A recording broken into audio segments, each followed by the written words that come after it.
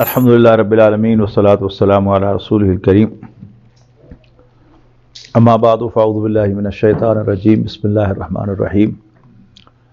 وَلَقَدْ خَلَقْنَاكُمْ ثُمَّ صَوَّرْنَاكُمْ ثُمَّ قُلْنَا لِلْمَلَائِكَةِ اسْجُدُوا لِآدَمَ فَسَجَدُوا إِلَّا إِبْلِيسَ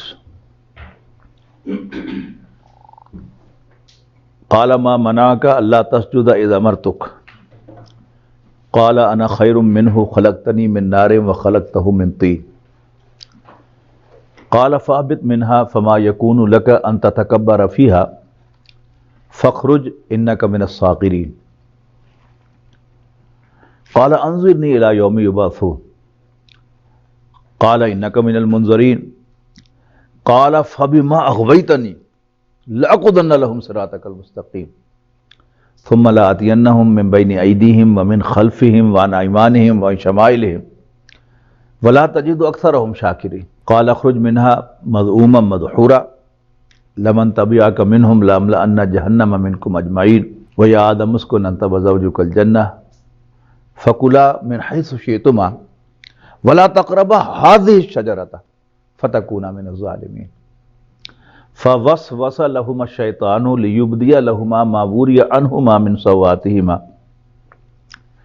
وقال ما نہاکما ربکما عن هذه الشجرۃ الا ان تکونا ملکین او تکونا من الخالدین وقاسمہما انی لکما لمن الناصحین فدلاہما بغرور فلما ذاقا الشجرۃ بدت لهما سوآتہما وطفقا یخصفان علیہما من ورق الجنہ وناداہما ربہما الم انہکما عن تلکما الشجرۃ واقل لکما ان الشیطان لکما عدو مبین قالا ربنا ظلمنا انفسنا وان لم تغفر لنا وترحمنا لنکونن من الخاسرین۔ آج ہم انشاءاللہ قصہ آدم و ابلیس کا مطالعہ کریں گے، اور اگر وقت ہوا تو محترم ڈاکٹر اسرار احمد صاحب کے بقول علامہ اقبال کا امت مسلمہ کے نام آخری پیغام ابلیس کی مجلس شورا بھی پڑھیں گے۔ جیسا کہ میں بالکل پہلے دن سے عرض کر چکا ہوں کہ قرآن مجید ہدایت کی کتاب ہے، اس میں وارد ہونے والے سب قصے، سب کہانیاں وہ ہدایت کے لیے ہیں، اور اس قصے کی بڑی اہمیت ہے کہ قرآن مجید نے اس کو انٹرولز کے بعد ریپیٹ کیا ہے، پہلے پارے میں، 8ویں پارے میں، 14ویں، 15ویں، 16ویں پارے میں، اور پھر 23ویں پارے میں، اور پھر اگر کوئی شخص روزانہ ایک پارہ تلاوت کرتا ہے تو 23 میں 8 جمع کریں تو پھر پہلا پارہ آ جائے گا، تو وہ اس قصے میں سے گزرے گا اور اس کی رہنمائی حاصل کرے گا۔ ان سب مقامات میں سے سب سے زیادہ تفصیل اس قصے کی آپ کو سورۃ الاعراف میں ملتی ہے، تو سورۃ الاعراف کی آیت نمبر 11 سے سورۃ الاعراف سورۃ نمبر 7 ہے اور اس کی آیت نمبر 11 ہے۔ اعوذ باللہ من الشیطان الرجیم۔ وَلَقَدْ خَلَقْنَاكُمْ، اور ہم نے تمہیں پیدا کیا، ثُمَّ صَوَّرْنَاكُمْ، پھر تمہاری صورتیں بنائی، ثُمَّ قُلْنَا لِلْمَلَائِكَةِ اسْجُدُوا لِآدَمَ،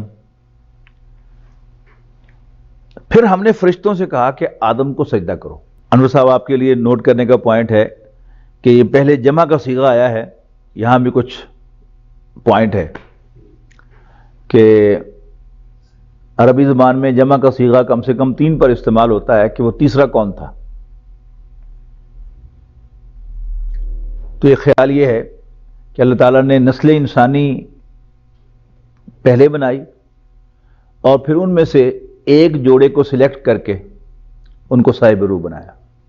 تو یہ خلقناکم جو ہے، خلقناکم بھی اور صورناکم بھی، ہم نے حقیقت انسان جو پڑھی تھی اس کے ساتھ جوڑیں کہ تخلیق بھی کیا، شیپ بھی دی، تو ہوموسیپین بن گیا، اور ان ہوموسیپینز میں سے پھر اللہ تعالیٰ نے ایک جوڑا سلیکٹ کیا، ان کو صاحب روح بنایا، وہ ہمارے ماں باپ ہیں۔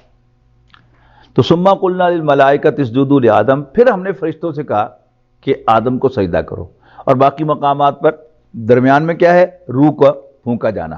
فسجدوا الا ابلیس، تم سب نے سجدہ کیا سوائے ابلیس کے۔ ابلیس کے بارے میں قرآن مجید میں وضاحت موجود ہے کہ کان من الجن، یہ جنوں میں سے تھا. فسقا عن امر ربی، اس نے اپنے رب کے حکم سے سرتابی کی. تو یہ فرشتوں میں کیسے چلا گیا؟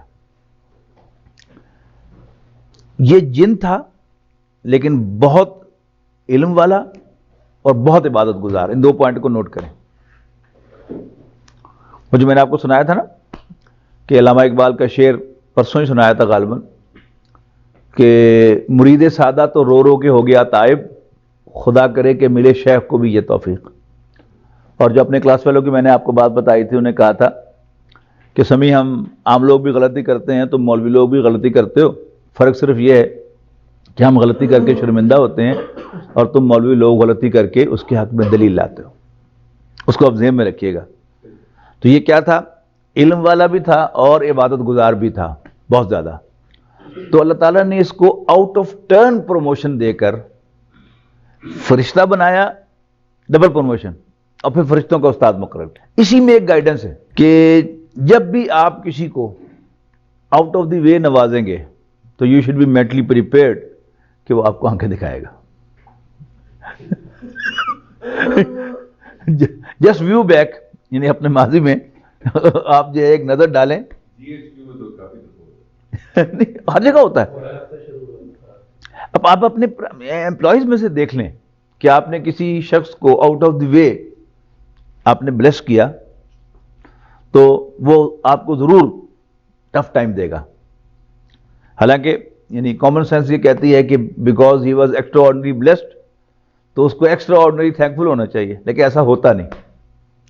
اور یہ بھی قصہ آدم و ابلیس کی گائیڈنس میں سے ایک گائیڈنس ہے کہ چونکہ اللہ تعالیٰ نے، وہ فرشتہ تھا نہیں، اس کو فرشتہ بنایا اور ان کا بھی استاد بنایا، لیکن ہی پروف تھینک لیس. تو فسجدوا الا ابلیس. اچھا، علامہ اقبال نے ابلیس کی مجلس شورا میں جو بات بالکل پہلے شعر میں کہی ہے، اس کا ایک حصہ تو وہ ہے جو ہم اس اسلام اور سیکولرزم میں پڑھ کے آئے ہیں نا کہ یہ ایک آٹومیٹک پروسیس ہے، عناصر کا پرانا کھیل کہ oxygen, hydrogen, nitrogen, sodium, potassium, یہ سارے ایلیمنٹس ہمیشہ سے موجود تھے، سنس ایور فار ایور. اور ان کے ایکشنز اینڈ ریئیکشن سے یہ کائنات وجود میں آئی ہے. پہلے مصرے میں دیکھیے گا، ایک مصرے میں پورا ایتھیزم بیان کر دیا کہ یہ عناصر کا پرانا کھیل، یہ دنیا دوں. اور اگلی بات کیا کہی ہے؟ ساکنان عرش اعظم کی تمناؤں کا خون. اس کا کیا مطلب ہے؟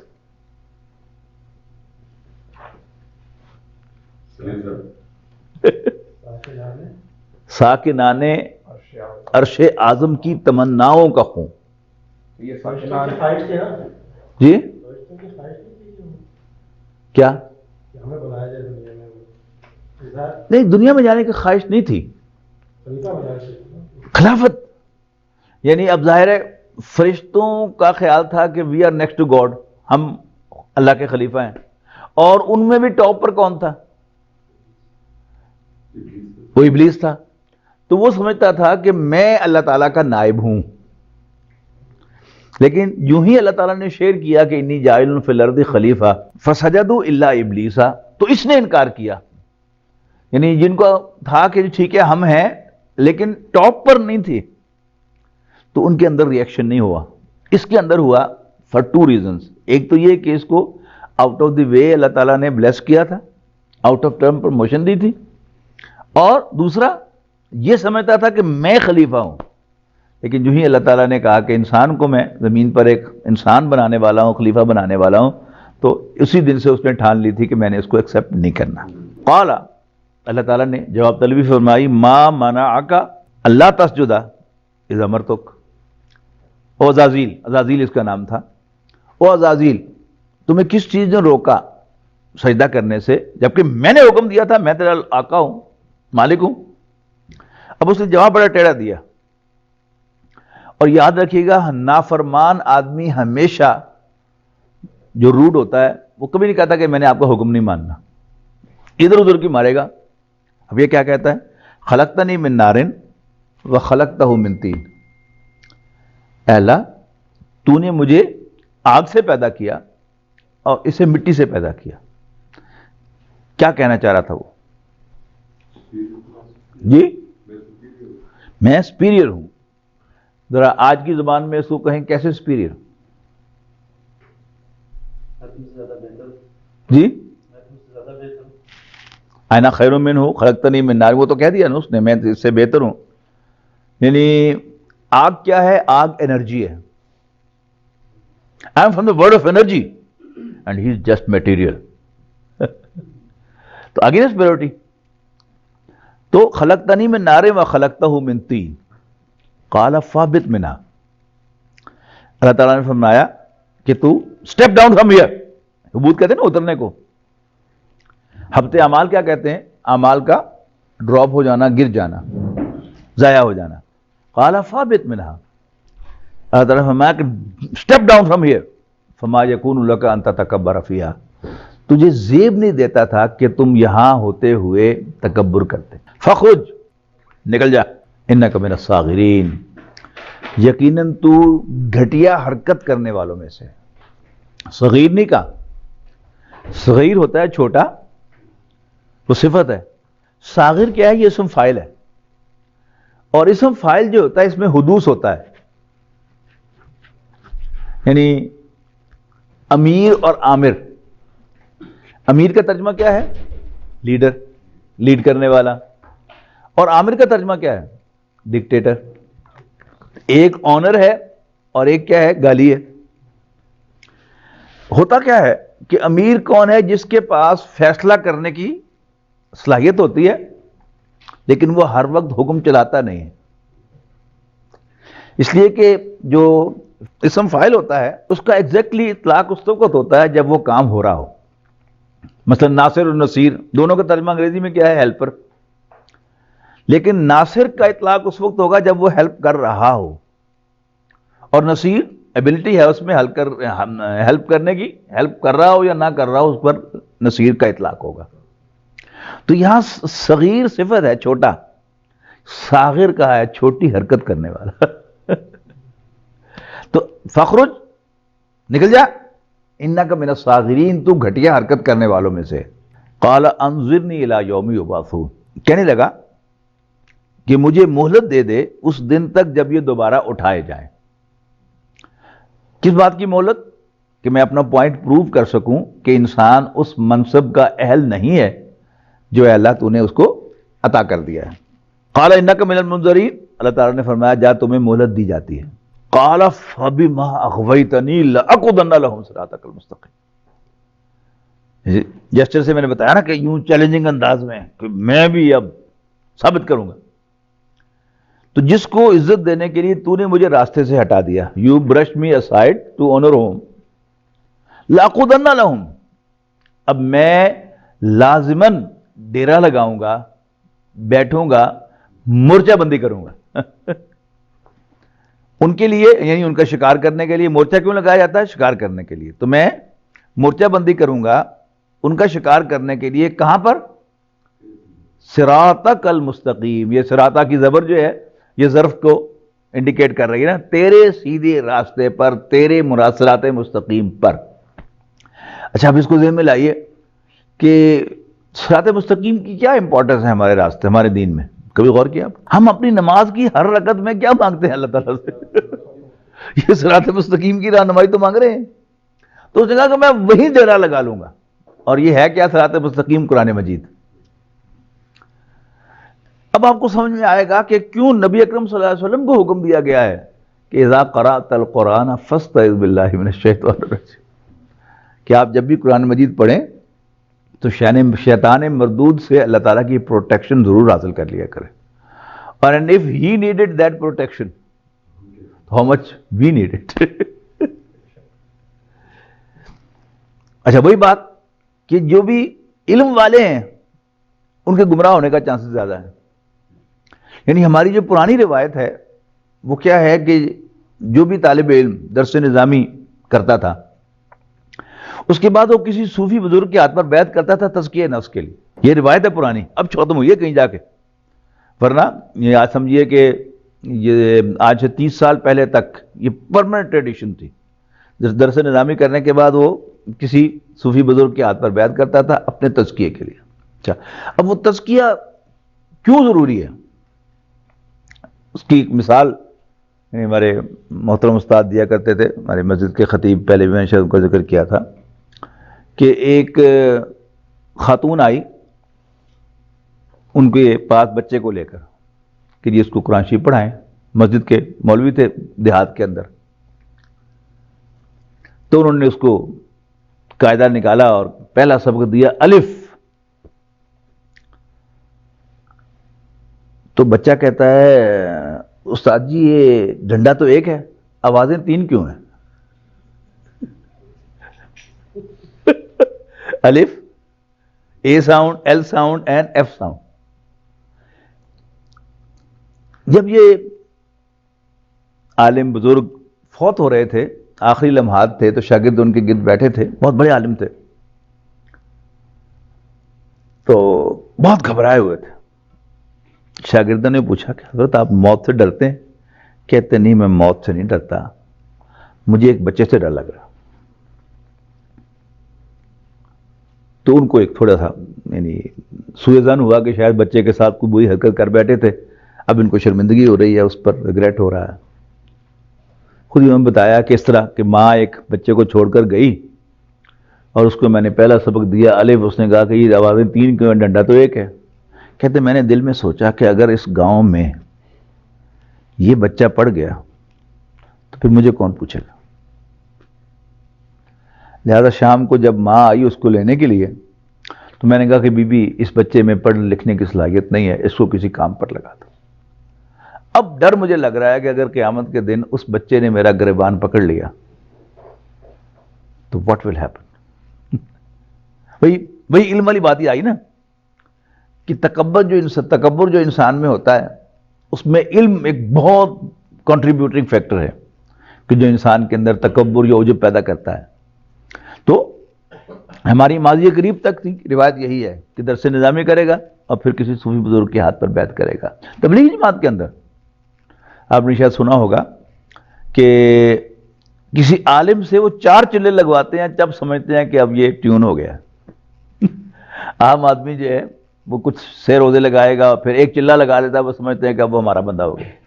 لیکن عالم سے وہ 4 چلے لگواتے ہیں. یہ کیا ہے کہ اس کا جو ٹیڑھ ہوتا ہے نا وہ آسانی سے سیدھا نہیں ہوتا. تو کیا کہا اس نے؟ اللہ تعالیٰ سے پناہ مانگی، مانگنے کا حکم دیا اللہ تعالیٰ نے نبی اکرم صلی اللہ علیہ وسلم کو کہ آپ بھی قرآن شریف پڑھنے سے پہلے تعوذ کیا کریں. تو لَأَقْعُدَنَّ لَهُمْ صِرَاطَكَ الْمُسْتَقِيمَ، میں تیرے صراط مستقیم پر مورچہ بندی کروں گا. ثُمَّ لَآتِيَنَّهُمْ مِنْ بَيْنِ أَيْدِيهِمْ وَمِنْ خَلْفِهِمْ وَعَنْ أَيْمَانِهِمْ وَعَنْ شَمَائِلِهِمْ، پھر میں ان پر حملہ آور ہوں گا، ان کے سامنے سے، ان کے پیچھے سے، ان کے دائیں سے اور ان کے بائیں سے. اٹ ڈزنٹ مین کہ صرف 4 حملے کرے گا. یہ تو 4 ڈائریکشنز کہہ دی نا، کور کر لیا، اوپر سے بھی کرے گا، نیچے سے بھی کرے گا اور قدم قدم پر کرے گا. یعنی اگر آج میں شیطان سے بچ گیا ہوں تو مجھے بس خوش نہیں ہو جانا چاہیے کہ میں شیطان سے بچ کے نکل گیا، اس نے اگلے سٹیپ پر پھر آنا ہے اور ایسے طریقے سے گھوم کر آنا ہے کہ جس کا ہم تصور بھی نہیں کر سکتے. وَلَا تَجِدُ أَكْثَرَهُمْ شَاكِرِينَ، اور تو ان میں سے اکثر کو شکر گزار نہیں پائے گا. قَالَ اخْرُجْ مِنْهَا، یعنی پہلے سٹیپ ڈاؤن کیا تھا اس کو، اب کیا ہے؟ Get out. قَالَ اخْرُجْ مِنْهَا مَذْءُومًا مَدْحُورًا، کہ تو نکل جا یہاں سے دھکے کھاتا ہوا اور مذمت کے ساتھ. لَمَن تَبِعَكَ مِنْهُمْ، جو کوئی بھی تیری پیروی کرے گا ان میں سے، لَأَمْلَأَنَّ جَهَنَّمَ مِنْكُمْ أَجْمَعِينَ، میں تم سب سے جہنم کو بھر دوں گا. اور پھر اللہ تعالیٰ آدم سے مخاطب ہوئے، وَيَا آدَمُ اسْكُنْ أَنْتَ وَزَوْجُكَ الْجَنَّةَ، ارے آدم تو اپنی بیوی کے ساتھ جنت میں سکونت اختیار کر لے. فَكُلَا مِنْ حَيْثُ شِئْتُمَا، اور پھر تم دونوں کھاؤ جہاں سے جی چاہے، بٹ وَلَا تَقْرَبَا هَٰذِهِ الشَّجَرَةَ، یعنی کسی خاص درخت کی طرف اشارہ کیا کہ اس درخت کے قریب نہ جانا. اب اس میں ہم لوگ بڑی لمبی چوڑی بحث میں پڑ گئے کہ وہ درخت جو ہے وہ کون سا تھا، کوئی کہتا انجیر کا تھا، کوئی کہتا گندم کا تھا. وَلَا تَقْرَبَا هَٰذِهِ الشَّجَرَةَ فَتَكُونَا مِنَ الظَّالِمِينَ، ورنہ ظالم قرار پاؤ گے، بڑی زیادتی کرو گے. فوسوس لہم الشیطان، تو شیطان نے ان کے اندر وسوسہ ڈالا. وسوسہ کا سادہ ترجمہ میں کر رہا ہوں، he created a confusion in their mind. وسوسہ کنفیوژن. اچھا، اب وہ کنفیوژن کیسے ڈالا، کیوں ڈالا، یہ بھی نوٹ کریں. فوسوس لہما الشیطان لیبدی لہما ما وری عنہما من سوآتہما، تاکہ وہ ان دونوں پر کھولے جو کچھ ان دو کچھ ایک دوسرے سے چھپایا گیا تھا ان کی شرمگاہوں میں سے. یعنی مثنیٰ کا ترجمہ آپ اپنی اپنی کیوں کرتے ہیں، ایک دوسرے کی شرمگاہ کیوں نہیں کرتے؟ بات ساری 1 منٹ میں واضح ہو جائے گی. جس طرح روزے میں میاں بیوی کو سیکس منع کیا جاتا ہے، تو یہاں بھی انہیں سیکس منع تھا. باقی سب کچھ کھاؤ پیو، لیکن اس درخت کے قریب نہیں جانا. اس سے آپ اختلاف کر سکتے ہیں، لیکن آگے جا کے پروو ہوگا کہ یہی مطلب ہے. کیا اس نے، یہ شیطان کا ٹپیکل ایٹیٹیوڈ ہے. اس نے ڈائریکٹ آ کر ان سے یہ نہیں کہا کہ تم کپڑے اتارو، وسوسہ کریٹ کیا. وہ کیسے؟ وقالا، اور کہنے لگا ما نہاکما ربکما عن ہذہ الشجرۃ الا ان تکونا ملکین، تمہارے رب نے تمہیں اس درخت کے پاس جانے سے صرف اس لیے منع کیا ہے کہ تم کہیں فرشتے نہ بن جاؤ، او تکونا من الخالدین، یا پکے نہ ہو جاؤ. اب خود اس کو فل ان دی بلینکس کریں کہ یہ بات اس نے کیسے کی ہوگی. اصل میں کیسے ہوگا؟ اللہ تعالیٰ نے کہا کہ یہ تمہارا دشمن ہے. اب انہوں نے ایکسس کیسے حاصل کی ہوگی؟ Just imagine. یعنی امریکن پریزیڈینشل الیکشن میں سب سے پہلے جو ونر ہے اس کو رنر اپ جا کے مبارکباد دیتا ہے نا. It's a tradition. ٹھیک ہے، اور بڑے اچھے اچھے نام ہیں، اسپورٹس مین اسپرٹ. کبھی کوئی ہارنے والی ٹیم جیتنے والی ٹیم کو مبارکباد دے سکتے ہیں؟ آپ مجھے بتائیں. یعنی منافقت باقاعدہ انسٹیٹیوشنلائز کر دی گئی ہے. اب اس نے جب اللہ تعالیٰ نے ایکسیس دے دی اسے، تو ان کو ملا ہوگا، اور پہلی ملاقات میں اس نے جا کے مبارکباد دی ہوگی ان کو. بھائی مبارک ہو، تم اللہ تعالیٰ کے خلیفہ بن گئے ہو، اشرف المخلوقات ہو گئے ہو. اور ساتھ ہی ایک سمپتھی کا جملہ بھی بول دیا آپ ان کی سمپتھی لینے کے لیے، اگرچہ ہمارا اس سے کباڑا ہو گیا. اب آپ اس کو قیاس کریں کہ آپ کا دشمن ہو اور وہ آپ کو مبارکباد دے، تو آپ کے دل میں ایک جگہ نکلے گی نہیں اس کے لیے. اور ساتھ ہی جب وہ چلا گیا ہوگا تو ان دونوں نے آپس میں کہا کہ ویسے بندہ شریف معلوم ہے.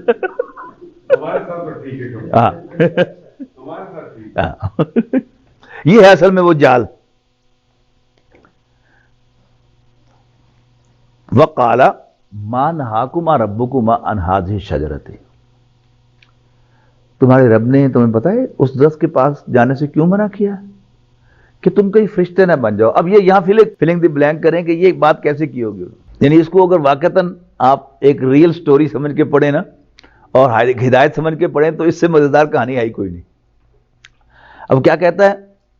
اس نے کہا آ کے کہ پہلے تو اس نے مبارکباد دی اور یہ کہا کہ میرا کباڑا ہو گیا، سمپتھیز گن کر لی. اب ڈیلی آ کے ان سے، یا دوسرے چوتھے روز آ کے ملتا ہے، گپ شپ لگاتا ہے، اور ان سے جو ٹاپ باتیں ہیں، ظاہر ہے وہ فرشتوں کا بھی استاد تھا، وہ جو ملائے اعلیٰ کی ساری باتیں ہیں جو اللہ تعالیٰ نے ان کو بتائی ہوئی ہیں، وہ ان کے ساتھ آہستہ آہستہ شیئر کرتا ہے کہ ایسا ہے، یہ نظام ہے، یہ نظام ہے. اور تمہارے پیدا ہونے سے پہلے تمہارے رب نے فرشتوں کے سامنے ڈسکلوز کیا تھا کہ میں زمین پر ایک نائب بنانے والا ہوں.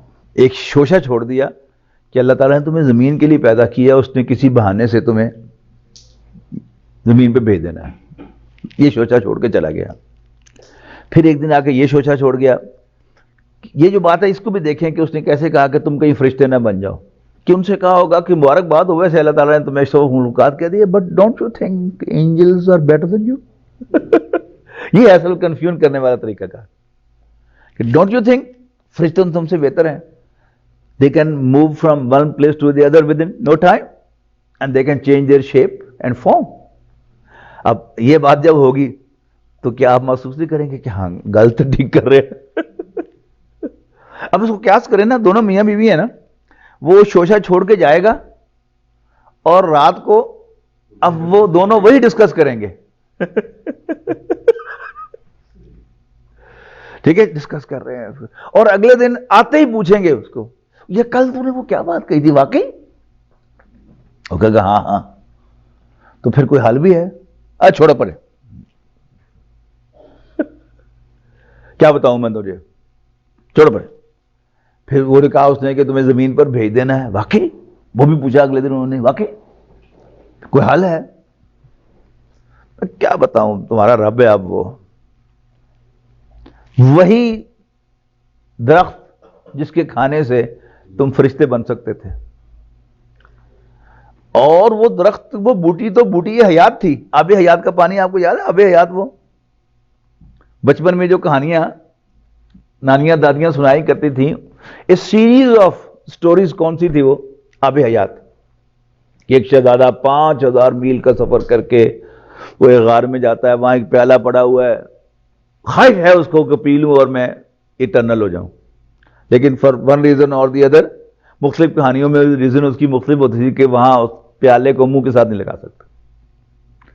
ٹھیک ہے نا، کمزوری تو ہے نا ہماری.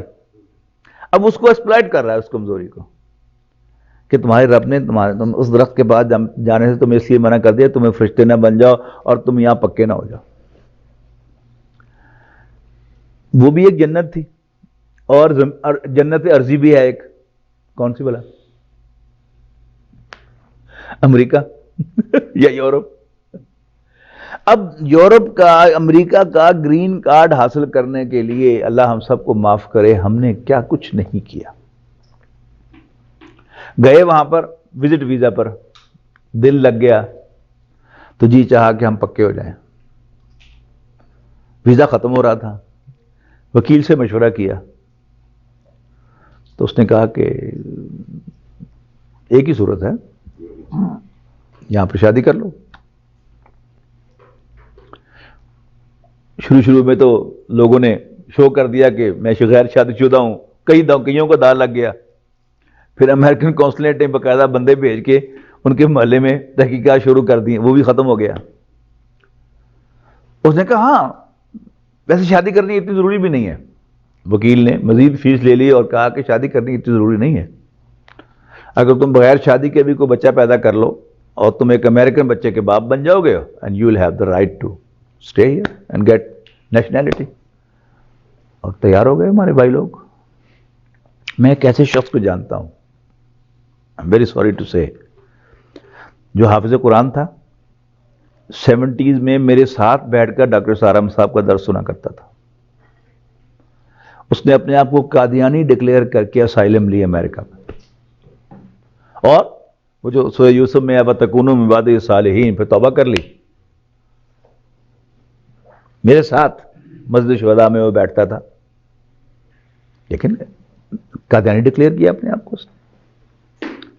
تو بدکاری کرنے کو بھی تیار ہو جائے گا انسان اگر اس پر یہ بھوت سوار ہو جائے گا نا کہ میں نے کرنا ہے.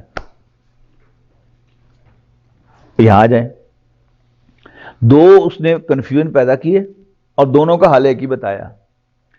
اب ساتھ ساتھ وہ کہہ رہا ہے کہ میں کیا بتاؤں تمہیں، تمہارے رب نے خام خواہ تمہارے ساتھ لمحہ یاد کیا. اچھا، اب یہ رات بھر سوچ رہے ہیں.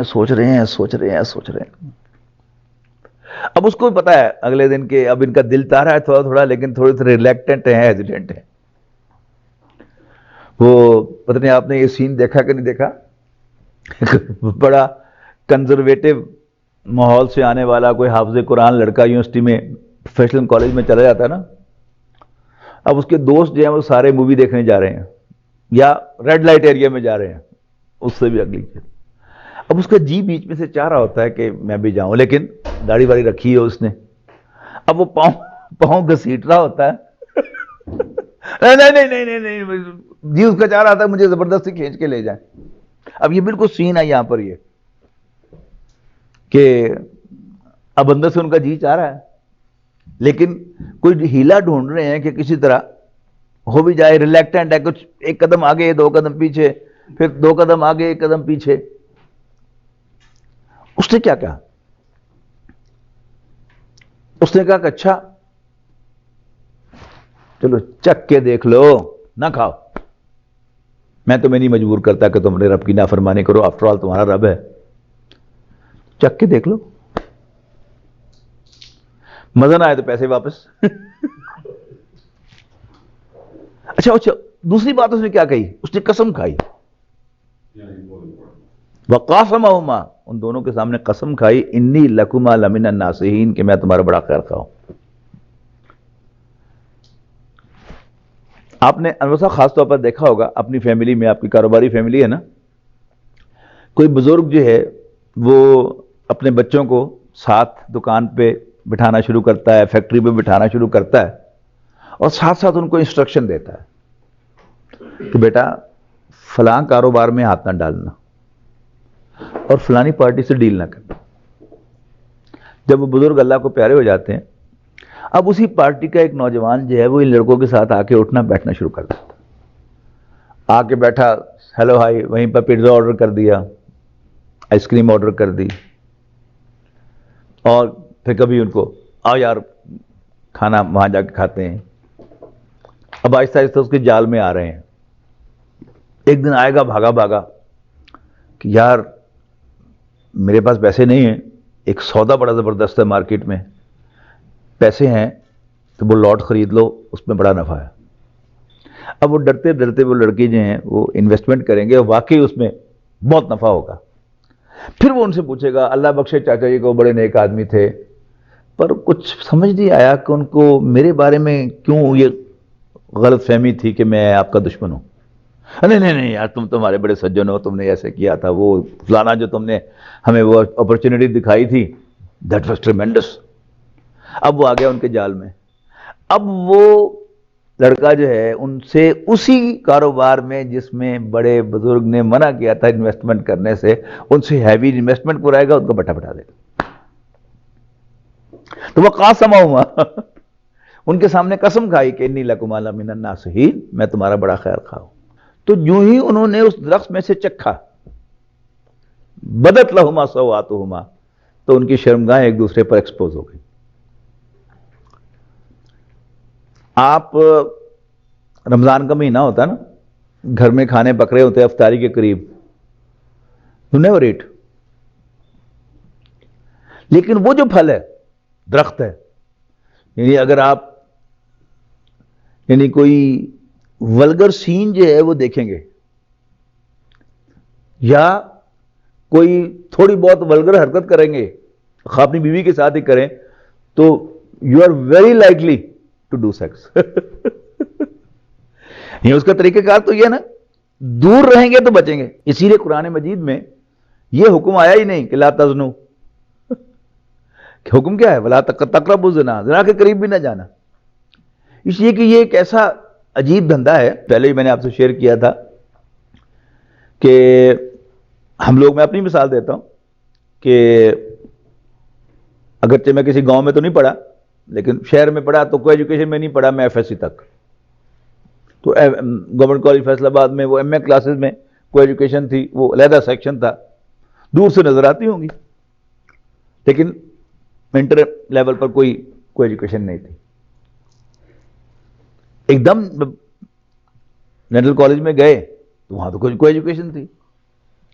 تو پہلا دن جو ہوتا ہے نا کوئی ایجوکیشن میں، جب انسان جاتا ہے تو وہ اس ماحول سے آنے والے لڑکے کے لیے بڑا مشکل ہوتا ہے کہ کوئی لڑکی راستہ بھی پوچھ لے تو بیچارے کے پسینے چھوٹ جاتے ہیں۔ اس کے بعد ایک ہفتے کے بعد وہ کمفرٹیبل ہوتا ہے، اور اگر اس نے اپنے آپ کو باندھ کے نہیں رکھا ہوا اور ایک لائن نہیں کھینچی ہوئی کہ میں نے اس سے آگے نہیں جانا، اور وہ اپنے آپ کو کھلا چھوڑ دیتا ہے، تو آپ کو 2 ہفتے کے بعد وہ کینٹین میں بیٹھا ہوا نظر آئے گا لڑکیوں کے ساتھ، اور گپ شپ لگ رہی ہوگی کھلی. اب اس گپ شپ میں جیسے میں نے کل پرسوں آپ کو بتایا تھا کہ کونی میں ماری جائے گی اور ایک دوسرے سے چھینا جھپٹی بھی ہوگی. اس چھینا جھپٹی میں پہلے وہ کنٹین میں ہو رہی ہے نا, پھر وہ کسی سیکولین والی جگہ پہ ہوگی, اور اگر وہ سیکولین والی جگہ ہے تو وہاں پر کچھ نہ کچھ چند چڑھ جائیں گے. تو فلما ذاقا شجرۃ بدت لہما سوآتہما, تو ان کی شرمگاہیں ایک دوسرے پر ایکسپوز ہو گئی. واتفقا یخصفان علیہما من ورق الجنہ, اور وہ لگے جنت کے پتوں سے اپنی شرمگاہوں کو ڈھانپنے. یہ ٹپیکل سین ہے, یعنی یورپ میں, یعنی خاص طور پر انگلینڈ میں, کیونکہ ظاہر ہے ولگیرٹی نسبتاً کم ہے, وہاں عام ڈے ٹائم موویز کے اندر اگر آپ نے کیبل وغیرہ نہیں لگوائی ہوئی تو وہ سیکس نہیں دکھاتے, لیکن ویسے بتاتے تھے سارا کچھ کہ کیا ہوا ہے. وہ کیا ہوتا ہے کہ ایک مرد اور عورت جو ہیں وہ کس وس کر رہے ہیں ایک دوسرے کو, اور ایک دم وہ جذباتی ہو کے ایک دوسرے کے کپڑے پھاڑ کے ایکسپوز کرتے ہیں, اور پھر ایک دم کوئی اوپر سے آتا ہے تو پھر کیا کرتے ہیں کہ کوئی پلو جو ہے وہ سامنے رکھ رہا ہے, کوئی بیڈ شیٹ پکڑ کے یوں کھینچ رہا ہے, کوئی کٹن کے پیچھے چھپ رہا ہے. اب اس کو دیکھیں اور اس کو دیکھیں. واتفقا یخصفان علیہما من ورق الجنہ, اور وہ لگے جنت کے پتوں سے اپنی شرمگاہوں کو ڈھانپنے. وَنَادَاهُمَا رَبُّهُمَا, تو ان کے رب نے انہیں پکارا, او آدم و حوا الم انہکما عن تلکما الشجرہ, کیا میں تم دونوں کو اس رس کے پاس جانے سے منع نہیں کیا تھا, کھانے کا تو کہا ہی نہیں. وَقُلْ لَكُمَا إِنَّ الشَّيْطَانَ لَكُمَا, وہ جو بزرگ والی نصیحت تھی نا کہ اس پارٹی سے ڈیل نہ کرنا, اور تمہیں کہا نہیں تھا کہ شیطان تمہارا کھلا دشمن ہے. اب یہ بھی کہہ سکتے تھے اللہ تعالیٰ سے کہ یا اللہ, شیطان نے ہمیں سب بتا دیا ہے کہ تو نے ہمیں پیدا زمین کے لیے کیا تھا, اور اب تو ہمیں زمین پر بھیجنا چاہتا ہے, ٹھیک ہے بھیج دے ہمیں زمین پر. بڑی وہ تیز زبان ہوتی ہے اس وقت نافرمان آدمی کی, لیکن انہوں نے وہ نہیں کہا. کیا کہا؟ ربنا ظلمنا انفسنا وَإِن لَّمْ تَغْفِرْ لَنَا وَتَرْحَمْنَا لَنَكُونَنَّ مِنَ الْخَاسِرِينَ, کہ ربا ہم نے اپنے اوپر ظلم ڈھایا ہے, اور اب بھی اگر تو ہمیں نہیں بخشے گا اور ہم پر مہربانی نہیں فرمائے گا تو ہم تو لٹ جائیں گے. خاسرین کو آپ لٹا ہوا کریں نا, زیادہ اچھا ترجمہ لگے گا. اگر تو اب بھی ہمیں نہیں بخشے گا اور ہم پر مہربانی نہیں فرمائے گا تو ہم تو لٹ جائیں گے. اس کے بعد جو اگلا رکوع شروع ہوتا ہے اس میں پھر واضح ہو جائے گی بات کی ساری کہانی کیا تھی. یا بنی آدم, اے آدم کے بیٹو, قد انزلنا علیکم لباسا یواری سوآتکم وریشا, اے آدم کے بیٹو ہم نے تم پر لباس اتارا ہے جو تمہاری شرمگاہوں کو ڈھانپتا ہے اور تمہارے لیے زینت کا باعث ہے. یہ دو بنیادی فنکشن ہیں لباس کے. اور تیسرا فرمایا وَلِبَاسُ التَّقْوَىٰ ذَلِكَ خَيْرٌ, لیکن تقویٰ کو اوور کوٹ وہ سب سے اچھا ہے. اوور کوٹ کا کیا فنکشن ہوتا ہے؟ یعنی تین حصے ہیں نا گارمنٹس کے, under garments, garments and over garments. Over garments کا فنکشن کیا ہوتا ہے؟ یعنی ایکسٹرا کیئر. گرمیوں کے دنوں میں آپ موٹا سوتی کپڑا سر کے رکھ پہ نکلیں تو ہیٹ اسٹروک سے بچیں گے, اور سردی کے موسم میں آپ اوور کوٹ یا کمبل لے کے نکلیں گے تو سردی سے بچیں گے. تو وہ لباس التقویٰ, خدا خوفی کا لباس, یہ کبھی نہ چھوڑنا, یہ سب سے اچھا ہے. ذالک من آیات اللہ لعلہم یذکرون, یہ اللہ تعالیٰ کی نشانیوں میں سے ہے تاکہ یہ نصیحت حاصل کریں. آگے چلیے. یا بنی آدم, اے آدم کے بیٹو, لا یفتننکم الشیطان کما اخرج ابویکم من الجنہ, تمہیں شیطان کسی فتنے میں مبتلا نہ کر دے, ٹیمپٹیشن میں نہ ڈال دے, جیسے اس نے تمہارے ماں باپ کو جنت سے نکلوایا تھا. ینزع عنہما لباسہما, ان دونوں کا لباس کھینچتے ہوئے. نظر ینزع کو معنی کھینچنا, یعنی لباس اترواتے ہوئے. ینزع عنہما لباسہما لیریہما سوآتہما, تاکہ انہیں ایک دوسرے کی شرمگاہیں دکھائے. انہ یراکم ہوا وقبیلہ من حیث لا ترونہم, بے شک شیطان اور اس کا کنبہ, اس کے صلبی اور مانوی اولاد تمہیں وہاں سے دیکھتے ہیں, من حیث لا ترونہم, جہاں سے تم انہیں نہیں دیکھتے. یہ ساری جو ڈریس انڈسٹری ہے یہ پوری مانیٹر کی جا رہی ہے پیچھے سے. کیا فلاں ملک کے عورتیں جو ہیں وہ ذرا ریلیکٹنٹ ہیں دوپٹہ اتارنے سے, ان کو یوں کر کے کر لو. یعنی یہ کیا ہے؟ دوپٹہ اصل میں کیا تھا؟ سر ڈھانپنے کے لیے اور سینہ ڈھانپنے کے لیے. لیکن اگر اس کو گلے میں ڈال لیا تو پھر وہ فنکشن تو گیا نا, دوپٹہ رہ گیا لیکن وہ فنکشن چلا گیا. پھر یہ مسلمان عورتیں جو ہیں یہ سلیو لیس نہیں پہن رہی. اب ڈیزائن انڈسٹری جو اندر آ گئی اس کے, وہ کیا ہے کہ ویسے بازو ہو لیکن یہاں ایک پوری پٹی جو ہے اس میں کیا ہو, صرف ایک زگ زیگ جو ہے وہ بنے ہوئے ہیں اور بازو یہاں تک شانہ بھی نظر آ رہا ہو. یہ بالفعل ساری تماشے ہم دیکھ رہے ہیں نا. تو تم جہاں سے انہیں, یعنی ہم کیا سمجھتے ہیں کہ یہ شاید ویسے ہی بائی دی وے ایک فیشن, کوئی درجی جو ہے اس کو ایک نیا فیشن کر لیں گے, ایسا نہیں ہے. It's being monitored. جہاں سے تم نہیں دیکھتے وہ تمہیں دیکھ رہے ہیں, تاک رہے ہیں. اچھا آگے جا کے پھر دیکھیے کہ انسان کے اندر اللہ تعالیٰ نے ایک ان بلڈ خواہش رکھی ہے زینت کی, تو لک بیوٹیفل. اچھا اب اس کی جگہ بتائی کہ وہ تم کہاں سے اپنے آپ کو ایکسپریس کرو اس جگہ پر. وہ ہے کہ اللہ کے سامنے جانے کے لیے ہر نماز کے وقت جو اچھے تیار ہو جایا کرو تاکہ تمہارا وہ چسکا جو ہے وہ پورا ہو جائے. ورنہ اگر نماز کے وقت نہیں کرو گے پھر لے دے گا جب بھی کپڑے پہنوں گا میں تو خیال ایک ہی آئے گا کہ لڑکیاں امپریس ہوں گی. یعنی اس میں عمر کی بھی کوئی قید نہیں ہے انفارچونیٹلی. یعنی ہمارے بڑھاپے کے اندر بھی یہ بیک آف دی مائنڈ میں ایسا جو ہے وہ ضرور ہوتا ہے. اور پھر یہ ایسی عجیب بیماری ہے, لباس پہننے لگے, وہ جو کل بھی بات آئی تھی, پہلے روز بھی آئی تھی کہ زین للناس حب الشہوات میں ٹاپ پر جو ہے وہ عورت بیٹھی ہوئی. دین کے کام میں یعنی آپ سے کوئی 2 پرسنز آپ سے ایک ہی سوال پوچھیں, ایک مرد ہو اور ایک عورت ہو. مرد کو تو آپ 2 منٹ میں فارغ کر دیں گے. یہی نہیں, اگلا بھی بتاتا ہوں میں بات آپ کو. تو اس کو 15-20 منٹ میں آپ اچھی طرح ایکسپلین کریں گے, اور ایکسپلین کر کے جب آپ گھر جائیں گے تو آپ خیال آئے گا ہو یہ بات تو بتائی نہیں, اس کو رہ گئی. اور رات بھر آپ منتظر رہیں گے کب صبح ہو, وہ کنجری کہیں کافر ہی نہ مر جائے تاکہ میں اس کو جا کے بتا دوں. جو بڑا عجیب ہوتا ہے. ایک خاتون ہے کینیڈا سے, وہ سوال وغیرہ پوچھا کرتی ہیں. تو پچھلے دنوں میں ان کا میسج آیا کہ میں عمرے پہ آئی ہوں, آپ تو نہیں آ رہے. میں نے اس کو بتایا کہ میں نے ابھی آنا ہے. اس کے بعد وہ واپسی پہ کراچی کہیں ٹھہری, وہاں پھر اس نے کسی عورت کے ساتھ کوئی گفتگو ہوئی, تو ان کا ڈائلاگ ہوا. اس نے پھر مجھے میسج کیا, میں نے مفتی صاحب کو فارورڈ کر کے تو اس کو جواب بھیج دیا. پاکستان میں تھی تو مجھے خیال آیا کہ میں ویلکم کروں اس کو. میں نے لکھا باقاعدہ کہ ویلکم ٹو پاکستان. جب میں نے لکھا سینڈ کرنے سے پہلے ایک دم مجھے خیال آیا کہ بڑا ہٹ ہے, تو میں نے ڈیلیٹ کر دیا اس کو. تو اللہ تعالیٰ مجھے اس وقت رہنمائی ہو گئی تو میں نے بند کر دیا, ورنہ ضرورت کیا ہے. یعنی ایسے غیر محسوس طریقے سے انسان جو ہے وہ ایکٹ کر رہا ہوتا ہے کہ جس کو کہتی نہیں ہے. اس کا پتہ جو ہے وہ ہمیشہ کمپیریزن سے لگے گا آپ کو. یعنی خود آپ اپنا تجزیہ کرتے رہیں کہ اس کے ساتھ میں نے یہ کیا, اس کے ساتھ میں نے یہ کیا, اس کو میں نے ایسے انٹرٹین کیا, اس کو ایسے انٹرٹین کیا, اس کو میں نے 2 منٹ میں فارغ کیا, اس کو میں نے 20 منٹ آدھا گھنٹہ جو ہے فارغ کیا. اس سے انسان کو اندر کا پورا اپنے بارے میں چانن ہو جائے گا ہو ایم آئی. اور بالفعل تجزیہ کرتا ہے انسان تو معلوم ہوتا ہے. میں خود اپنے آپ کو نکال کے نہیں کہہ رہا, یعنی اپنا بھی یہی معاملہ ہے. تو اللہ تعالیٰ ہی ہے بچانے والا. ورنہ اللہ تعالیٰ نے اس دنیا میں جو سب سے بڑا امتحان رکھا ہے, یہ شیطان کا جو سب سے بڑا جال ہے وہ یہی ہے. اب یہ قصہ آدم ابلیس کا حاصل یہ معلوم ہو رہا ہے کہ یہ چیز جو اچھا. اور اس کے مقابلے میں جو قرآن مجید نے کیا ہے کہ فواحش, ایک تو زنا کے بارے میں کہا ولا تقربوا الزنا انہ کان فاحشۃ وساء سبیلا.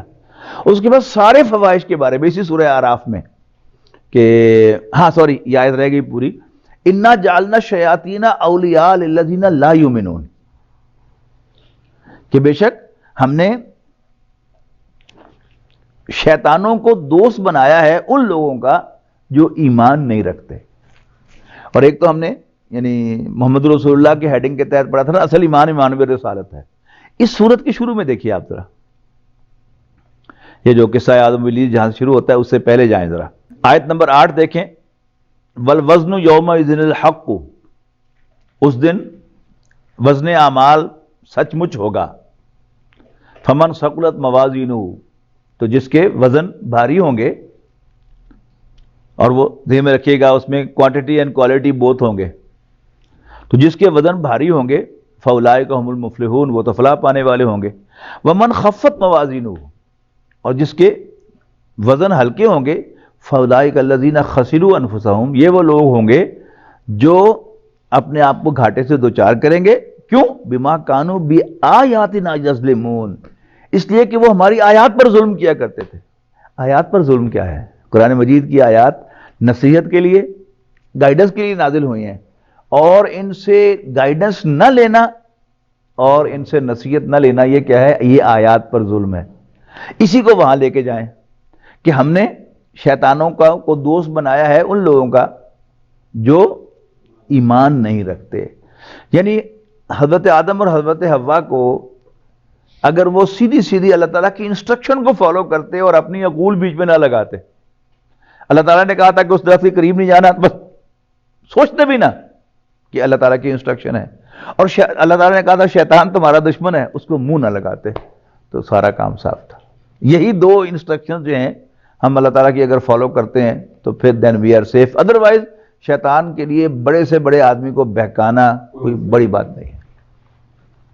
جیسے یہ سورہ اعراف میں وہ جو نہیں آخر میں جو ایک آتا ہے جس کے وہ ابن کثیر میں بہت لمبی تفسیر ہے کہ جب اس نے کہا کہ آخر میں اس نے سجدہ ہی کرا جو اللہ نے کہا کہ اسی کا اینڈ ہے نا، بہت علم دیا تھا کہاں لیکن اس کی ڈال وہ کیا ہے آیت ہے نا فَاتْلُ عَلَيْهِمْ نَبَأَ الَّذِي آتَيْنَاهُ آيَاتِنَا فَانْسَلَخَ مِنْهَا. فَانْسَلَخَ کا آپ نے اپریشیٹ کیا ہے، یہ گاؤن ہوتا ہے نا جو پہنایا جاتا ہے ڈگری پر، تو وہ خلت ہوتی تھی علماء کی. فَانْسَلَخَ مِنْهَا، اس نے وہ گاؤن اتار پھینکا. فَأَتْبَعَهُ الشَّيْطَانُ، تو شیطان نے اس کو اپنے پیچھے لگایا. فَكَانَ مِنَ الْغَاوِينَ. اور وَلَوْ شِئْنَا لَرَفَعْنَاهُ بِهَا وَلَكِنَّهُ أَخْلَدَ إِلَى الْأَرْضِ فَمَثَلُهُ كَمَثَلِ الْكَلْبِ إِن تَحْمِلْ عَلَيْهِ يَلْهَثْ أَوْ يَتْرُكْهُ يَلْهَث. یہاں پہ میں اس کا دعائے ترجمہ قرآن میں ترجمہ کیا ہے کتا نہ ہوتا. تو اللہ تعالیٰ نے اس کو کتا سے تعبیر کیا ہے، تو بالکل یہی چیز. تو انسان بڑے سے بڑا ہو، اگر وہ اللہ تعالیٰ کی لائن کراس کرے گا مارا گیا. یہ آپ نے آخر میں جو بات کی کہ جو آیتوں پہ ظلم ہوگا ہم نہ ماننے سے، تو مگر اگر ہم پریکٹیکلی دیکھا جائے دا ہول لائف میجورٹی شاید ہی بہت کم لوگ ہیں کہ جو اللہ تعالیٰ کی آیات کا حق ادا کرنا. حق کیا ہے؟ اس پہ سمپل سی بات ہے کہ اس میں علم کو نہ آنے دیں، انسٹرکشن کو انسٹرکشن سمجھیں، یو آر سیف. ورنہ علم بھی دھوکہ ہے نا. شیطان آپ کو علم کے چکروں میں ڈال کر وہ کسی اور یعنی طرف آپ کو ڈائریکٹ کر دے گا، وہ آپ کو ڈائریکٹ کر دے گا کسی تو اور طرف. لیکن اگر آپ یعنی انسٹرکشن کو فالو کریں گے کہ اللہ تعالیٰ نے اس درخت کے پاس جانے سے منع کیا، اللہ تعالیٰ نے غیر محرم عورت سے بات کرنے سے بھی منع کیا بلا وجہ، اب یہاں اپنے آپ کو پکڑیں گے تو انشاءاللہ سیف ہی سیف ہے. لیکن اگر میں کہوں گا کہ نہیں وہ تو عام طور پر ہمارا خیال کیا ہے کہ بدکاری منع ہے، ہاں باتیں کرنا بھی منع نہیں ہے، گپ شپ لگانی، اٹھنا بیٹھنا، ہاتھ ملانا بھی منع نہیں ہے. آمدی صاحب سے پوچھو کہ ایویں خام گئی، اس کا دین کے ساتھ کوئی تعلق نہیں ہے. حالانکہ آپ دیکھیں تو یہ سارا ایک پیکج ہے نا. ہاں جی، تو چلتا انسان ادھر ہی کو ہے اور پتہ نہیں چلتا انسان کو. ما ظہر منہا وما بطن، یہی ہے سورۃ اعراف میں ہی ہے. ہاں اس میں بھی ہے. تو جہاں بھی فواحش کا ذکر آئے گا نا وہ یہی ہوگا. آپ نے کہا کہ جنت میں بھی میاں بیوی کے اسٹیٹس پہ تھے، جی مگر روکا گیا تھا. ہاں جیسے روزے میں روکا جاتا ہے. اصل میں کیا ہے، ہاں اچھا آپ نے سوال کر دیا. ایک بڑا اہم سوال ہے کہ اللہ تعالیٰ نے جب پیدا زمین کے لیے کیا تھا تو پھر جنت میں رکھا کیوں تھا؟ یہ کوشچن آپ لوگوں نے پوچھا ہی نہیں. ہاں ڈیمونسٹریشن تھی کہ شیطان تمہارا دشمن ہے، اس کے لیے تمہیں ورگلانا کوئی بڑی بات نہیں ہے. ہاں یعنی میرا ایک وہ دوست تھا بلکہ اسٹوڈنٹ ہی تھا سمجھ لیں کہ وہ جب میں نے نئی پریکٹس شروع کی ہے نا تو وہ 2-3 نوجوان میڈیکل کالج کے MBBS کے اسٹوڈنٹ وہ میرے پاس کلینک میں آ کے بیٹھا کرتے تھے. تو ان میں سے ایک جو تھا وہ CSS میں سلیکٹ ہو گیا DMD گروپ میں. تو اس کے 2-3 سال کے بعد جب میں نے پریکٹس چھوڑ کر میں چلا گیا قرآن اکیڈمی میں ڈاکٹر صاحب کے حکم پر پڑھنے کے لیے. تو ڈینٹل کالج میں میں درس دینے کے لیے جاتا تھا ہر ہفتے. تو وہاں مجھے ملا. میں نے کہا ہاں بھائی آج کل ہاؤس جاب مکمل ہوگی تمہاری, کہاں کر رہے ہو جاب آج کل؟ تو کہتا سمی صاحب میں تو MBBS رستے چھڑتا سی, میں DMG گروپ پہ سلیکٹ ہو گیا سا. تو میں تو آج کل اس میں سول سروس اکیڈمی میں ہوں, 2 سال کی ٹریننگ ہے ہماری. میں نے اس سے کہا کہ 2 سال کی ٹریننگ میں کیا کرتے ہیں آپ؟ کہتا سمی صاحب بہت کچھ 10 دن سانو بہت کچھ بتاتے ہیں ہمیں. کہتے ہیں مثلا کل ہی انہوں نے بتایا کہ جو کام نہ کرنا اس پر کمیٹی بنا دیا کرو. اب یہ کیا تھی؟ یہ سول سروس اکیڈمی تھی وہ جنت. اللہ تعالیٰ نے ڈیمونسٹریٹ کرنا تھا کہ شیطان تمہیں اس کی کیسے ورگل آئے گا. تو میری انسٹرکشن پر عمل کرو گے تو بچو گے. ہاں جی, ابلیس کی مجلس شورا یہ 1736 میں لکھی گئی یہ نظم, اور 38 میں علامہ کا انتقال ہوا ہے. ڈاکٹر شاہ احمد صاحب رحمہ اللہ اس نظم کو امت مسلمہ کے نام علامہ اقبال کا آخری پیغام قرار دیتے تھے. لیکچر آپ دیکھ لیں گے, میں انٹروڈکشن کروا دیتا ہوں آپ کو. ہے کیا, کسی بھی ادارے کی جو شورا ہوتی ہے یا بورڈ آف ڈائریکٹرز کی میٹنگ ہوتی ہے, اس کا فارمیٹ کیا ہوتا ہے؟ چیئرمین جو ہے وہ پہلے اوپن کرتا ہے, اور پھر اس کے دائیں اس کا سیکریٹری بیٹھا ہوتا ہے, اس کے بائیں اس کا وائس پریزیڈنٹ بیٹھا ہوتا ہے. یہ دونوں اسٹیبلشمنٹ کے بندے ہیں. تو سیکریٹری جو رپورٹ پیش کرتا ہے وہ ہمیشہ اچھی ہوتی ہے. بورڈ آف ڈائریکٹرز کی میٹنگ میں سیکریٹری کی رپورٹ ہمیشہ سب اچھا بتاتی. لہذا اوپن کر رہا ہے شیطان, یہ عناصر کا پرانا کھیل یہ دنیا دوں, ساکنان عرش اعظم کی تمناؤں کا خون. اب سیکنڈ ورلڈ وار ڈیو ہے نا, قریب 36 کی یہ نظم ہے. اس کی بربادی پہ آج آمادہ ہے وہ کارساز جس نے اس کا نام رکھا تھا جہان کاف و نو, یعنی کن فیکون. میں نے دکھلایا فرنگی کو ملوکیت کا خواب. فرنگ اقبال کی زبان میں ویسٹ ہے, یعنی جس نے آ کر ساری یہ کولونیل کیا تھا یہ وہ فرنگ ہے, گورا. اس کا صحیح ترجمہ ہمارے محاورے میں گورا ہے. میں نے دکھلایا فرنگی کو ملوکیت کا خواب, میں نے توڑا مسجد و دیر و کلیسا کا فسوں, یعنی جو گرفت تھی ریلیجن کی وہ ہم نے کمزور کر دی. میں نے ناداروں کو سکھلایا سبق تقدیر کا, میں نے منعم کو دیا سرمایہ داری کا جنون. ان ڈبل گیم کہ جو غریب آدمی تھا اس کو تو یہ پڑھایا کہ میری تقدیر میں ایسے ہی لکھا تھا, لہذا وہ ایفرٹ نہ کرے آگے بڑھنے کی. علامہ اقبال کی شاعری میں ایک کردار ہے غلام. قبر کی فریاد آپ نے پڑھی ہوگی شاید, نظم پڑھنے والی نظم ہے وہ بھی, کہ ایک مردہ دفن کیا گیا قبر میں اور بہت تکلیف ہوئی قبر کو. پتہ کیا چلا کہ غلام دفن ہو گیا, اس کی تکلیف ہو. تو وہ شخص کے جو ایک کلرک بھرتی ہو اور ساری عمر کلرکی کرتا رہے, اس کو علامہ اقبال پسند نہیں کرتے تھے. انسان انرجیٹک ہونا چاہیے, آگے بڑھنے کی خواہش ہونا چاہیے. تو یہاں وہ کیا کہہ رہے ہیں کہ میں نے ناداروں کو سکھلایا سبق تقدیر کا, میں نے منعم کو دیا سرمایہ داری کا جنون.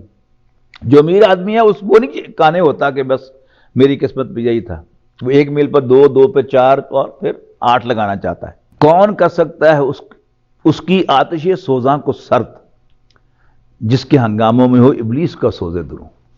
میں نے اس میں ہوا بھری ہوئی ہے. اب ہوا جو ہے اس کو ذہن میں رکھیے نا کہ جب آگ ہے تو اس کو پھکنی سے آپ بھڑکاتے ہیں یا اس کے پیچھے بلور لگا کر آپ کرتے ہیں. تو جس میں نے ہوا بھری ہوئی ہو, اس کی جو حدت ہے گرمی, اس کو کون کر سکتا ہے. یہ خوبصورت بڑا شعر ہے. جس کی شاخیں ہوں ہماری آبیاری سے بلند, کون کر سکتا ہے اس نخل کہن کو سرنے کو. نخل کھجور کا درخت ہے, وہ اونچا ہوتا ہے, تو اس کی میں نے آبیاری کی ہوئی ہے, پانی میں نے دیا ہوا ہے, اس کو کون نیچا کرے گا. اب پہلا مشیر جو ہے وہ رپورٹ پیش کرتا ہے. اس میں کیا شک ہے کہ محکم ہے یہ ابلیسی نظام, پختہ تر اس سے ہوئے خوئے غلامی میں عوام. ہے ازل سے ان غریبوں کے مقدر میں سجود, ان کی فطرت کا تقاضا ہے نماز بے قیام. آرزو اول تو پیدا ہو نہیں سکتی کہیں, ہو کہیں پیدا تو مر جاتی ہے یا رہتی ہے خام. یہ ہماری صحیح پہم کی کرامت ہے کہ آج صوفی و ملا ملوکیت کے بندے ہیں تمام.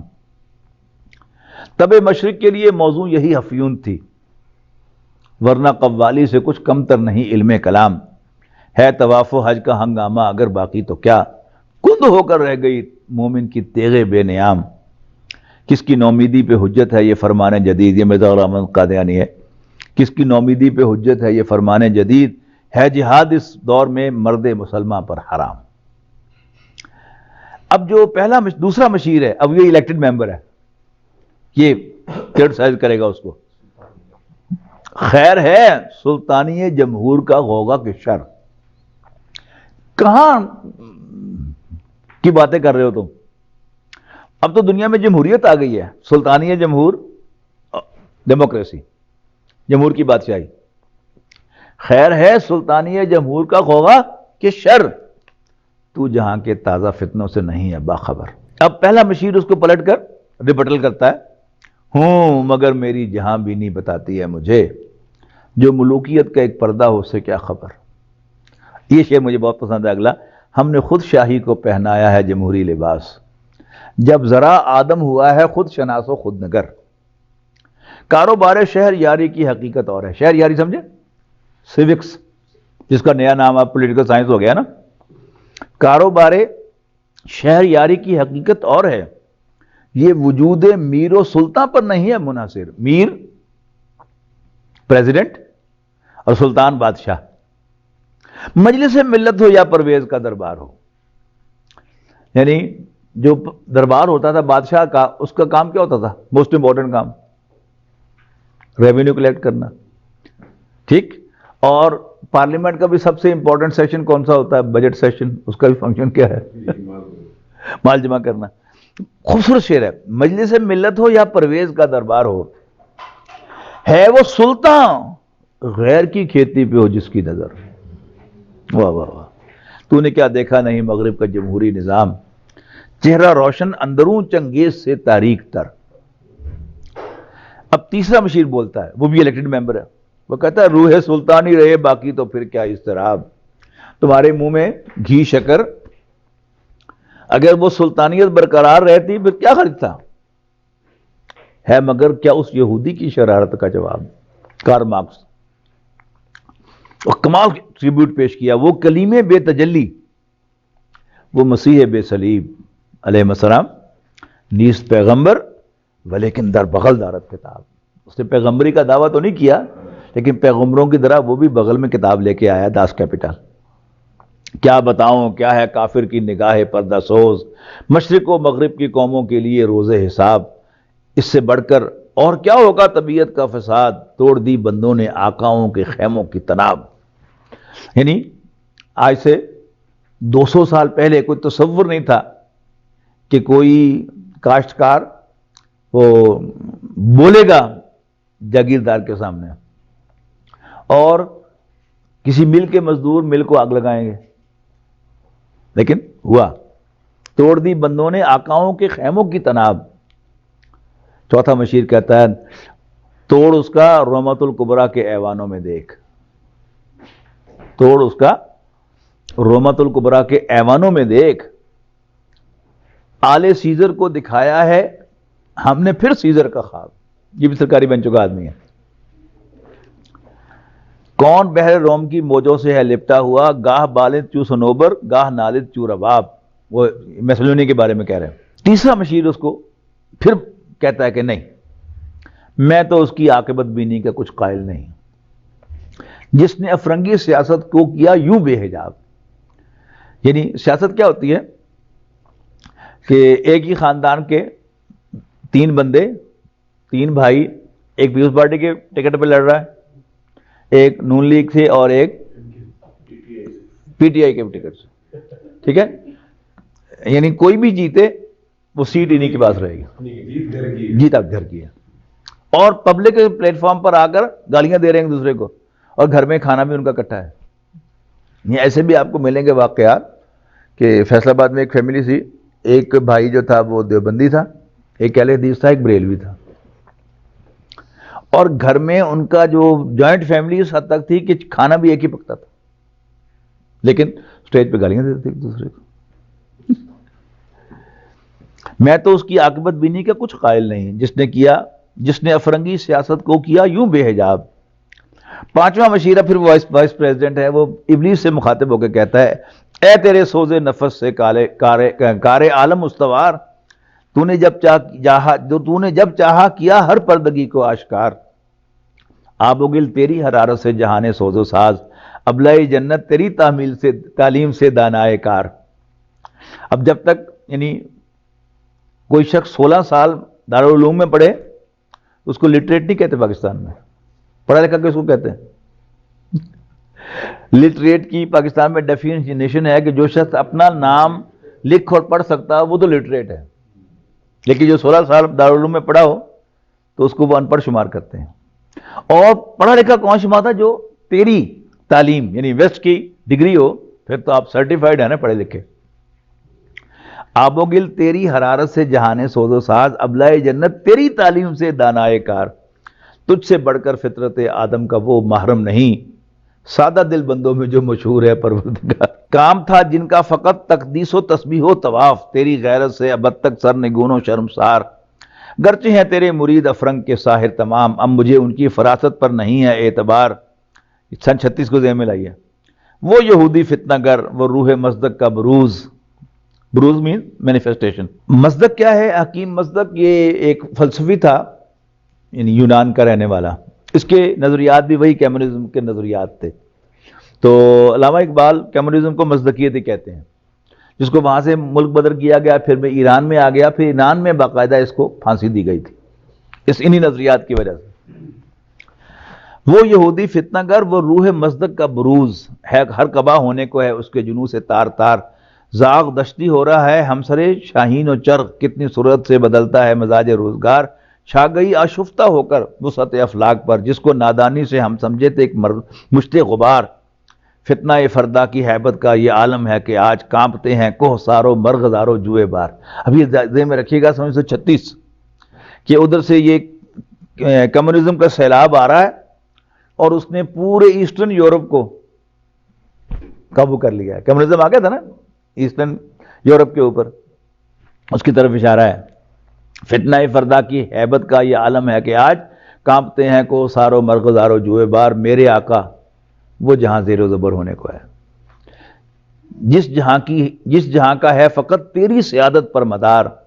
اب ابلیس صاحب آخری کنکلوڈنگ خطبہ دیتے ہیں، ہے میرے دست تصرف میں جہان رنگ و بو، کیا زمین کیا مہرما کیا آسمان تو بتو، دیکھ لیں گے اپنی آنکھوں سے تماشا غرب و شرق، میں نے جب گرما دیا اقوام یورپ کا لہو، ایورڈ وار کی تیاری، کیا امامان سیاست کیا کلیسا کے شیوخ، سب کو دیوانہ بنا سکتی ہے میری ایک ہو، کار گہے، یہ بھی بڑا خوبصورت شعر ہے، کار گہے شیشہ جو ناداں سمجھتا ہے اسے، توڑ کر دیکھے تو اس تہذیب کو جام و صبو، دست فطرت نے کیا ہے جن گریبانوں کو چاک، مصدقی منطق کی سوزن سے نہیں ہوتے رفو، کب ڈرا سکتے ہیں مجھ کو اشتراکی کوچہ گر، یہ پریشاں روزگار آشفتہ مغز آشفتہ ہو، جو روز ٹوٹا ہے اس کیپٹلزم کے ہاتھوں، وہ اس کا نقشہ آپ ذہن میں لائیے، کب ڈرا سکتے ہیں مجھ کو اشتراکی کوچہ گر، یہ پریشاں روزگار، بھوکے ننگے، ان کو میں ایک ہڈی ڈالوں گا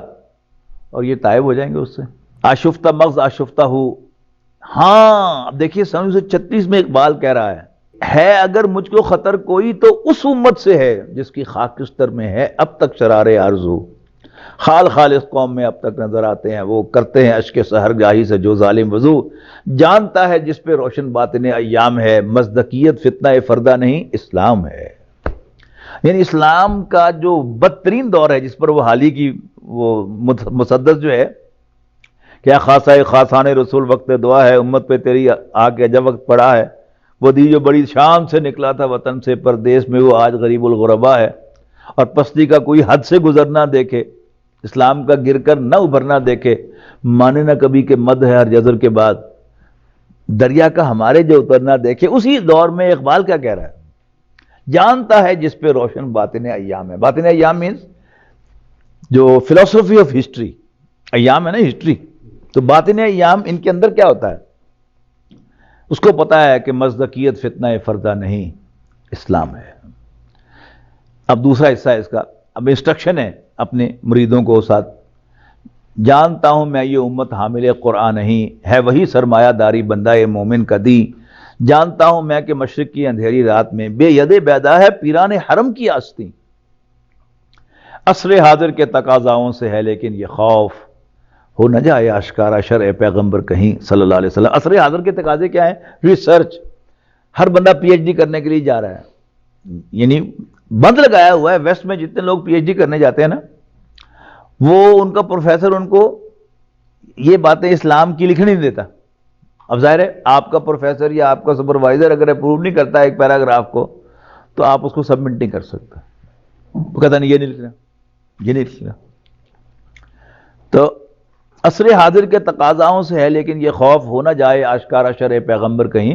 یعنی ڈارک ایجز کسے کہتے ہیں یہ پتہ ہے آپ کو؟ ویسٹ میں ڈارک ایجز کیسے, وہ 500 سال جب مسلمانوں نے یورپ پر حکومت کی ہے اور انہی یونیورسٹیوں سے وہ پڑھ کر گئے ہیں سارے, لیکن اس کو وہ اپنے ہاں ڈارک ایجز بتاتے ہیں. کب تک چھپا رہے گا؟ یعنی سارا جو ویسٹ کا نظام ہے, ویلفیئر کا نظام, اس کو متعارف کرانے والے حضرت عمر, اسٹیٹ کے 3 پلرز انٹروڈیوس کروانے والے حضرت عمر. پہلے تو بادشاہ ہی ہوتے تھے نا سارے, لیکن حضرت عمر کا ایثار ہے کہ انہوں نے قاضی کا عہدہ بنا کر جوڈیشری علیحدہ کر دی اور مجلس شورا بنا کر لیجسلیچر علیحدہ کر دی. کب تک چھپا لیں گے؟ الٹیمیٹلی یہ سارے راز کھلیں گے. الحذر آئین پیغمبر سے 100 بار الحذر, حافظ ناموس زن مرد آزما مرد آفری.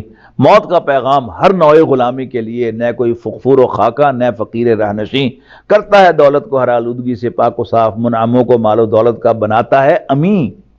یہ مالک نہیں ہے انسان, امین ہے. اس سے بڑھ کر اور کیا فکر و عمل کا انقلاب بادشاہوں کی نہیں, اللہ کی ہے یہ زمین. چشم عالم سے, اب یہ انسٹرکشن ہے, چشم عالم سے رہے پوشیدہ یہ آئیں تو خوب. یہ غنیمت ہے کہ خود مومن محروم یقین ہے, یہی بہتر الہیات میں الجھا رہے, یہ کتاب اللہ کی تعویلات میں الجھا رہے. تیسرا حصہ, توڑ ڈالیں جس کی تکبیریں ترش میں 6 جہات, 6 ڈائمینشن سپیس کو وہ توڑ دے. ہونا روشن اس خدا اندیش کی تاریک رات, ابن مریم مر گیا یا زندہ جاوید ہے, ہیں صفات ذات حق, حق سے جدا یا عین ذات. آنے والے سے مسیح ناصری مقصود ہے, یا مجدد جس میں ہو فرزند مریم کے صفات. ہیں کلام اللہ کے الفاظ حادث یا قدیم, امت مرحوم کی ہے کس عقیدے میں نجات. کیا مسلمہ کے لیے کافی نہیں اس دور میں یہ الہیات کے ترشے ہوئے لات و منات. تم اسے بیگانہ رکھو عالم کردار سے, تاب سات زندگی میں اس کے سب مورے ہوں مات. خیر اسی میں ہے قیامت تک رہے مومن غلام, چھوڑ کر اوروں کی خاطر یہ جہان بے ثبات. ہے وہی شعر و تصوف اس کے حق میں خوب تر, جو چھپا دے اس کی آنکھوں سے تماشائے حیات. ہر نفس ڈرتا ہوں اس امت کی بیداری سے میں, ہے حقیقت جس کے دی کی احتساب کائنات. مست رکھو ذکر و فکر صبح گاہی میں اسے, پختہ تر کر دو مزاج خانقاہی میں اسے. جس کو دین آئے وہ اپنا تزکیے پہ لگ جائے, مانتے رہو مانتے رہو مانتے رہو, لیکن باہر نہ دیکھے اور ظالموں کی سرکوبی نہ کرے.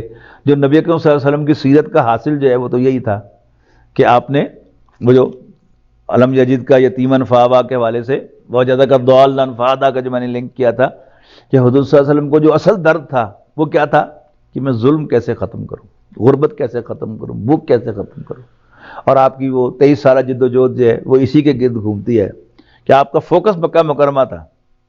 صرف دعوت ہوتی تو آپ مکے کے سے نکل کر مدینہ تشریف لے آئے, اور وہاں ایک نیا فیلڈ تھا دعوت دینے کے لیے. سارے کے سارے لوگ مسلمان تو نہیں تھے, لیکن آپ کا ٹارگٹ مکہ مکرمہ تھا جو کیپٹل تھا پورے عرب کا, اور آپ نے 7.5 سال میں وہ ٹارگٹ اچیو کر لیا, اور باقی پھر کاؤنٹر ریولیوشن فورسز کا کرتے کرتے اللہ کو پیارے ہو. بس, بہت شکریہ.